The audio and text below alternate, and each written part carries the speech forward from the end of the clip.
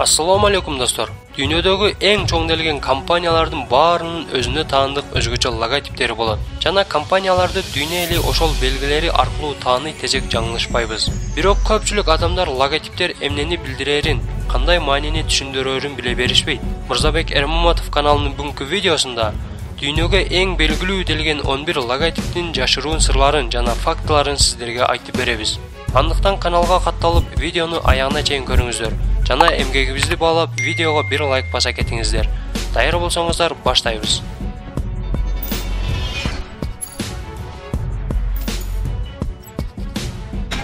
Номер 1. Android. Dünyadagi ko'pchilik odamlar jana bu videoni ko'rib жатқан көрүүчүлөрдүн көпчүлүк бөлүгү Android operativdик системасындагы телефонду колдонушат. Эгер сиз да Android колдонсоңуз, анда бул жашыл кичинекей робот кантип пайда болгонун билип алыңыз. Эң алгаш дизайнерлердин алдында оңой эсте калуучу роботтун элесин чагылдырган логотип ойлоп табуу тапшырмасы турган. Кызыктуу, бирок өтө көңүл коюлуп жасалган бул белгини жасоодо биз дайыма коомдук дааратканалардын эшиктеринен көрүп жүргөн белгилер жардамга келген. Бул логотипти Россияда төрөлгөн америкалык сүрөтчү дизайнер Ирина Блок деген айым жасаган. Номер 2. LG.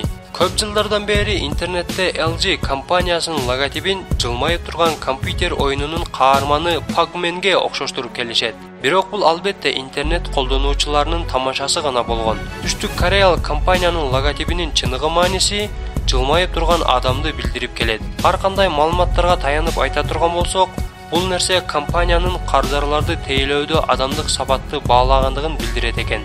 Номер 3. Samsung. Электроника тармагында жер бетине белгилүү болгон бул компания кокусунан эле мындай аталып калган эмес. Samsung бул жөн гана түшүнүксүз чогулуп калган тамгалардын топтому эмес. Балким Samsung корей тилинде эки сөздү билдирет.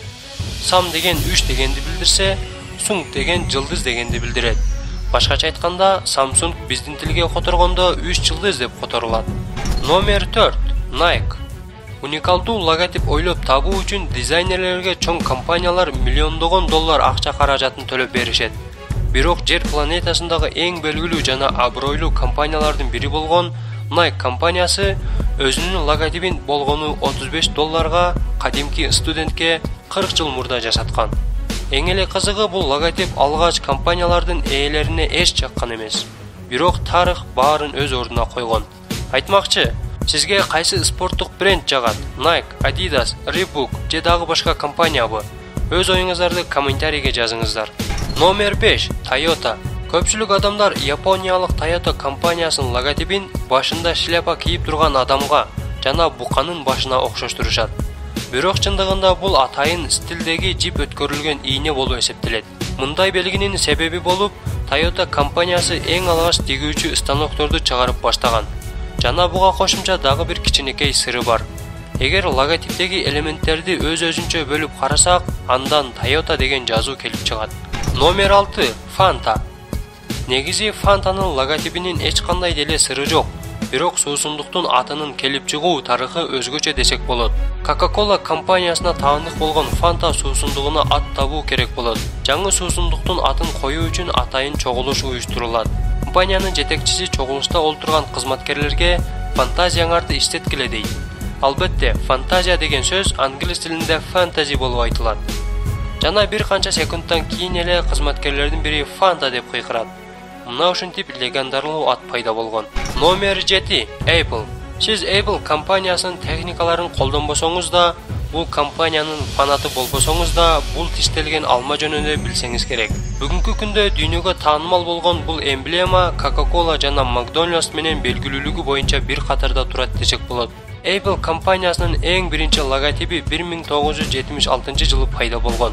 Ал дал ушундай көрүнүштө болгон жана азыркы логотипи менен эч кандай байланышы болгон эмес десек туура болот. Бул логотиптен дарактын түбүндө олтурган Исаак Ньютонду көрүүгө болот. Бул логотипти ойлоп тапкан Рональд Вейн 20-кылымдын эң жолу болбогон адамы деп айтылынып келинет. Анткени башында ал Apple'дын негиздөөчүлөрүнүн бири болгон. Бирок өзүнө тиешелүү болгон 10% акцияларын баарын болгону $800 тез эле сатып жиберген. Эгерде ал акцияларын сатпаганда, анын байлыгы азыркы күндө $30 миллиард болмок экен. Бирок баштапкы логотип Стив Джобсга да жаккан эмес. жана жаңы логотип ойлоп табуу үчүн дизайнер Роб Яновго тапшырат. Яновдун айтымында ал бир баштык алма сатып алып, үйүнө алып келип, логотиптеги деталдарды жөнөкөйлөтүү үчүн бир апта бою сүрөт тарта баштайт. Алма тиштөө идеясы да эксперименттин бир бөлүгү болгон. Ошентип олтуруп Apple компаниясынын азыркы логотипи пайда болот. Номер 8 Hyundai. Дүйнө элинин дээрлик баары кореялык автомобиль Hyundai'дын логотипи болгону анын баш тамгасы деп ойлошот. Бирок андай эмес. Чындыгында H тамгасы бири-биринин колун кармап турган эки адамды түшүндүрүп турат. Бир тарабында кардар, а бир тарабында компаниянын өкүлү турат. Номер 9 Pepsi. Ишенүүгө кыйын болсо да, качандыр бир кезде Pepsi'нин логотипи ушундай болгон. Жана өзүнүн эң башка атаандашы болгон Coca-Cola'га окшош болгон. Баары 50 жылдан кийин гана бул суусундук чыккандан кийин өзгөргөн. 20-кылымдын орто ченинде баарыбызга белгилүү үч түстүү айлана Американын желегин чагылдырып пайда болгон. Болгону 2003 жылы гана бул айлана бир аз башкача болуп алмаштырылган. Ишенүү кыйын болсо да бул айлананы бир аз өзгөртүп койгон үчүн дизайнерлер $1 миллион алышкан.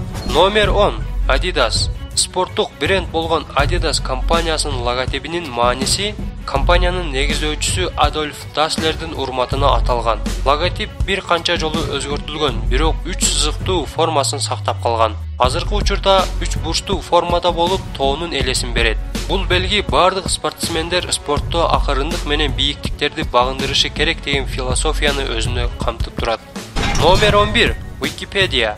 Эгерде сизге тарых, география, биология жана башка сабактардан кандайдыр бир маалымат керек болсо, баарынан мурда сиз Wikipedia сайтын колдонсоңуз керек. Бирок Wikipedia'нын логотипи эмнени билдирет? Видеону көрүп жаткан көрүүчүлөрдүн көпчүлүгү биле бербеши толук мүмкүн. Дүйнөгө белгилүү болгон бул энциклопедиянын эмблемасынын мааниси жер шары болуп эсептелет. Ал эми бул ар бир бөлүкчөлөр болсо дүйнөдөгү ар кандай тилдерди билдирет. Ар түрдүү тилдеги тамгалар чогулуп Wikipedia деген сөздү берет. Толо элек бөлүкчөлөр болсо энциклопедиянын толук боло электигин билдирет жана бул энциклопедия дайыма жаңы маалыматтар менен толукталып келүүдө. Бүгүнкү видеобузда дал ушул кызыктуу маалыматтар болду. Видеого лайк басып, каналга катталганды унутпаңыздар. Анан да кийинки видеодон кабардар болуу үчүн коңгуроочону басып коюңуздар. Жана өз ой пикириңиздерди комментарийге жаза кетиңиздер. Кийинки видеолордон көрүшкөнчө аман болуңуздар.